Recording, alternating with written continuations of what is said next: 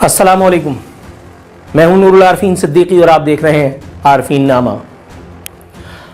فتنہ قادیانیت کی ارتداد کی حسرت کس مسلمان کے دل میں کروٹیں نہیں لیتی، لیکن کیا کیجئے کہ اس سو کالڈ اسلامی جمہوریہ پاکستان میں اللہ اور اس کے رسول کی معاذ اللہ میرے منہ میں خاک، لیکن حقیقت یہی ہے کہ اتنی نہیں چلتی جتنی یہ سو کالڈ آئین کی بخان ہم کیا کرتے ہیں۔ ہمارے یہ سوڈو انٹلیکچوئلز، ہماری یہ موم بتی مافیا اور ہمارے یہ عدلیہ کے زرخیز انورٹڈ کاماز میں دماغ جو ہر معاملے میں آئین بخانتے رہتے ہیں، ردب اللسان رہتے ہیں اسے ایک آئین کی شان میں، اس ایک جانب سے ایک انتہائی عجیب و غریب بلکہ یوں کہیے کہ انتہائی شرمناک قسم کا فیصلہ دیکھنے میں آیا ہے۔ قادیانیت کے فتنے سے جڑی ایک خبر پچھلے دنوں بہت جو ہے وہ شور مچایا گیا اس کے اوپر۔ میں نے کوشش کی کہ اسے ایک وقت تک بات نہ کروں جب تک کنفرمیشن نہ آ جائے۔ اب اس ایک وقت میں جب میں بات کر رہا ہوں تو مجھے یہ پتا ہے کہ جسٹس مسرت ہلالی اور جسٹس قاضی فائز عیسیٰ پہ مشتمل اس بینچ نے جو فیصلہ دیا ہے اس میں استفادہ کرنے والا ایک ایسا بدبخت ہے جو اپنے آپ کو احمدی مسلمان کہتا ہے۔ ہم نے مسلمان تو سن رکھا ہے لیکن یہ احمدی کب سے مسلمان ہو گئے، یہ جسٹس فائز عیسیٰ میرا خیال ہے اس پر زیادہ بہتر روشنی ڈال سکتے ہیں۔ ایک تحریف شدہ قرآنی نسخہ، اس کی تقسیم کا ذمہ دار ایک بدبخت قاضی فائز عیسیٰ اور مسرت ہلالی صاحبہ پر مشتمل ہماری یہ بینچ، ہماری یہ عدالت، اس کی نظر میں یہ اتنا بڑا مسئلہ نہیں ہے تحریف شدہ قرآن کی تقسیم۔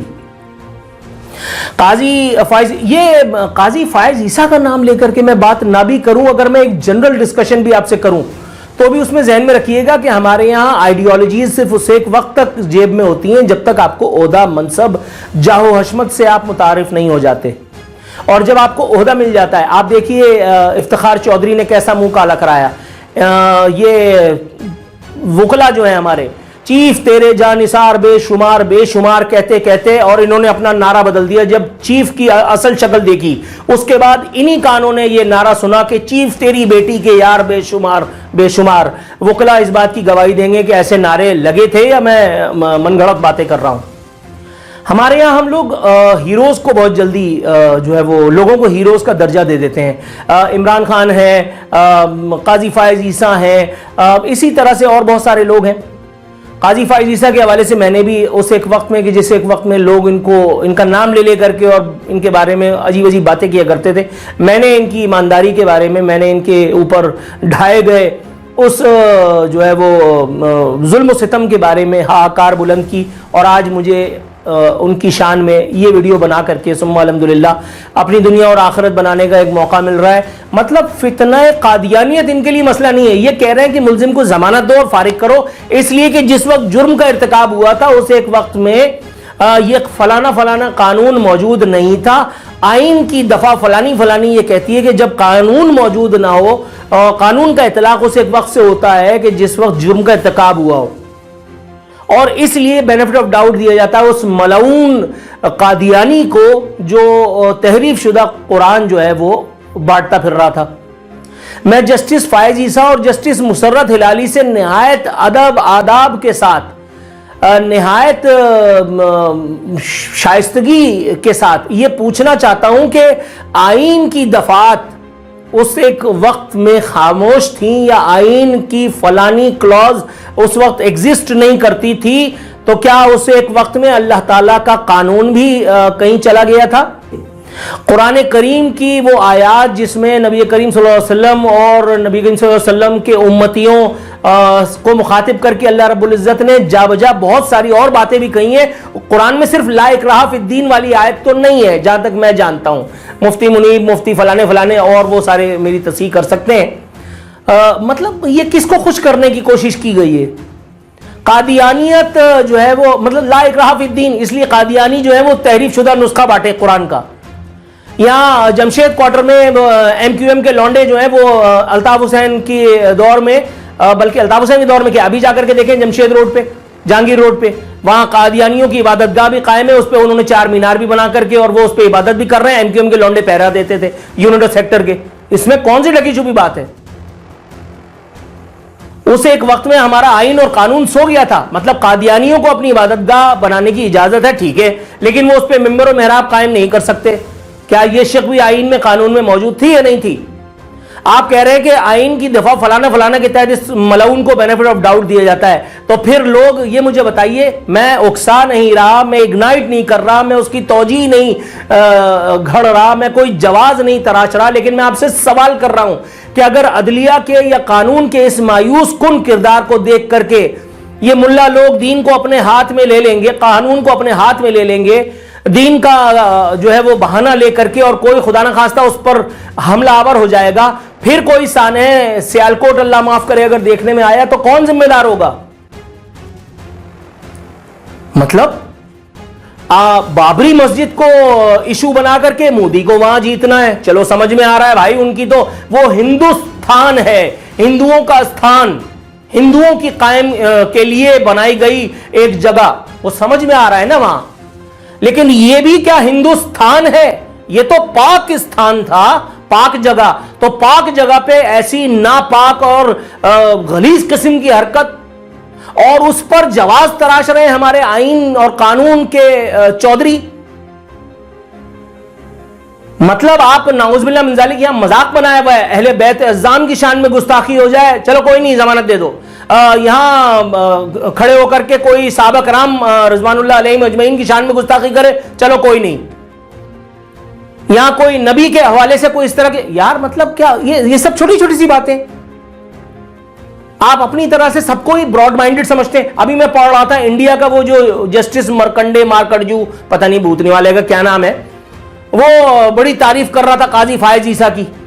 وہ کہہ رہا تھا کہ کیا آئیڈیل قسم کا احمدی مسلمانوں کے تحفظ کے لیے جو ہے وہ فیصلہ آیا ہے. بھائی وہ تو کریں گے نا، ان کا تو لینا دینا ہے ان سے. وہ اگر آپ ایسے ہی لوگوں کی تعریف اور توصیف چاہ رہے ہیں اور آپ کو آخرت میں نبی آخر الزماں کی شفاعت درکار نہیں ہے تو ٹھیک ہے، پھر آپ تو جو چاہیں فیصلہ کریں. پھر تو آپ کوئی اور فیصلہ بھی اگر دے دیں تو وہ بھی میرا خیال ہے بصر و چشمہ میں قبول ہی کرنا پڑے گا، توان و کرہن، کم از کم اسے ایک وقت تک جب تک آپ کرسی پہ بیٹھیں. لیکن پھر یاد رکھیے گا حضور، جسٹس گلزار احمد جیسا ملعون اس کو میں کیوں کہہ رہا ہوں آپ اس بارے میں بہت اچھی طرح سے جانتے ہیں، لیکن اگر دوبارہ آپ چاہتے ہیں کہ میں بتاؤں تو میں بتا بھی دیتا ہوں.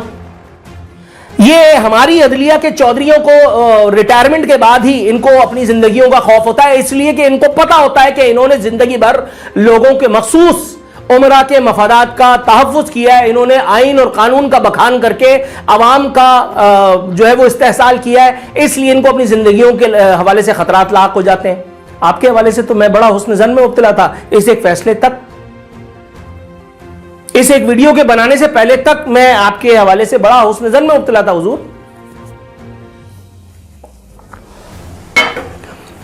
لیکن آپ جس آئین کا بخان کرتے ہیں اس آئین کی اوقات یہ ہے کہ اس آئین کی کتاب کو پھاڑ کر کے، اور ایک جنرل مشرف اس میں بچوں کو سموسے پکوڑے جو ہے وہ کھانے کے لیے دے دیتا ہے، اور آپ کی عدلیہ اس پہ تحفظ کی مہر لگاتی ہے، آپ کی عدلیہ اس کو پی سی اور LFO سے نوازتی ہے. پاکستان میں جب جب ڈکٹیٹرز نے شب خون مارا ہے تب عدلیہ اس کے تحفظ کے لیے ضمانت دیتی نظر آئی ہے. کیا ہماری عدلیہ کا یہ کردار نہیں ہے؟ کس آئین کی بات کر رہے ہیں آپ؟ پاکستان کے آئین کو جو میں نے پڑھا ہے، پاکستان کے آئین میں مطلب صدر کو امیونٹی حاصل ہے، وہ چاہے کچھ بھی کرے. مطلب اندھی لگی ہے. نبی کریم صلی اللہ علیہ وسلم کے دور میں تو ایسا کچھ بھی نہیں تھا. بھائی کسی نے غلط کیا ہے تو اس کو سزا بھگتنی پڑتی تھی. نبی کریم صلی اللہ علیہ وسلم نے فرمایا کہ اگر میری بیٹی فاطمہ بھی چوری کرتی تو اس کا ہاتھ کاٹتا میں. حضرت عمر اور حضرت علی ساتھ بیٹھے ہوئے گفتگو کر رہے ہیں کسی ایک معاملے پر، اچانک ایک سائل آتا ہے اور حضرت علی کے حوالے سے کوئی کمپلین لانچ کرتا ہے. حضرت علی اٹینشن ہو کر کے کھڑے ہو جاتے ہیں، حضرت عمر جو ہے وہ ان سے جواب طلبی فرماتے ہیں. حضرت علی نے تو اس بات کو پرسنل نہیں لیا. حضرت علی سے بڑا تھا کوئی؟ نبی کے داماد، نبی کے کزن حضرت فاطمہ رضی اللہ تعالیٰ عنہا کے شوہر، حسنین کریمین کے والد، مطلب ان کو تو کوئی امیونٹی حاصل نہیں تھی، وہ تو کھڑے ہو گئے تھے. یہ کون سا آئین ہے بھائی؟ آپ آئین کی تقدیس کیا کلمہ پڑھتے ہیں ٹھیک ہے، لیکن آئین کی جو بے حرمتی ہم آئے دن دیکھتے رہتے ہیں، پھر اس کے بعد کون، آپ پاکستان میں کوئی دیوانہ ہی مانے گا بھائی کہ آئین نام کی کوئی چیز ایگزسٹ کرتی ہے؟ عمران خان آتا ہے تو وہ اس آئین کو جو ہے وہ رول کر کے کہیں پھینک دیتا ہے، فلانا آتا ہے تو وہ اس آئین کی جو ہے وہ بجیا چل رہا ہوتا ہے. مطلب کوئی خدا کا خوف کریں یار. جو کام عجیب بات ہے، پھر وہی دوبارہ بات کہنی پڑتی ہے کہ یہاں جو کام ملا کا ہے وہ کام ڈاکٹر کر رہا ہے، جو کام ڈاکٹر کے کرنے کا ہے وہ وکیل کر رہا ہے، جس کو گانا، پھر وہی بات، جس کو گانا نہیں آتا وہ سنگر ہے یہاں پہ. یار کوئی خدا کا خوف ہوتا ہے بھائی. اسی طرح سے یہ عمران خان نے، مطلب عمران خان نے کیا تھا تو غلط تھا. میں نے نیشنل ٹیلی ویژن پہ بیٹھ کر کے عمران خان کے خلاف بات کی تھی. میرا پہلا پروگرام آن ایئر گیا تھا آسیہ ملونہ کے بارے میں، اور مجھے پہلے پروگرام کے بعد بولڈ ٹیلی ویژن پہ، شعیب شیخ والے بولڈ ٹیلی ویژن پہ مجھے آف ایئر کر دیا گیا تھا، صرف اس لیے کہ میں نے آسیہ ملونہ کے حوالے سے بات کی تھی. یہ ریاست مدینہ بنانا چلا تھا وہ عمران خان. کوئی خدا کا خوف کریں یار. مطلب ڈونلڈ ٹرمپ کے سامنے بیٹھ کر کے عافیہ کے بارے میں سوال کرتے ہوئے زبان لڑکھڑاتی ہے، کانپتی ہے ویڈیو. آج بھی دیکھیے ویڈیو پڑی ہوئی ہے یوٹیوب کے اوپر.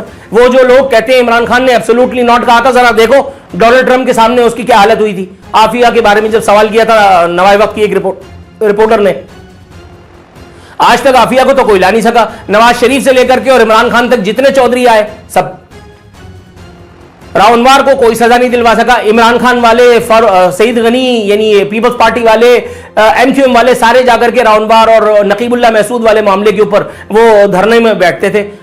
کیا ہوا؟ راونوار کو فارغ ہو گئے، سپریم کورٹ نے ان کو فارغ کر دیا. کون سا آئین؟ کیڑا آئین بھیا؟ کوئی خدا کا خوف ہوتا ہے یار، کوئی خدا کا خوف ہوتا ہے بھائی. یہ آئین اور قانون کا بحران آپ کسی اور وقت کے لیے اٹھا رکھیے، یا تو کم از کم ایک کام کیجئے کہ آپ کو جو کچھ کرنا ہے وہ اس کی خبریں جاری ہونے سے رکوا دیجئے، کیونکہ خبریں جب نکلیں گی تو پھر اس پر بات کرنا لازم ہو جاتا ہے. مطلب میں یہودیوں کے ہولوکاسٹ پہ دنیا میں بات نہیں ہو سکتی، وہ نسل کشی جو غزہ میں ہو رہی ہے اس کے بارے میں بات کرنا جرم ہے. مطلب یار کوئی حد ہوتی ہے. پروردگار عالم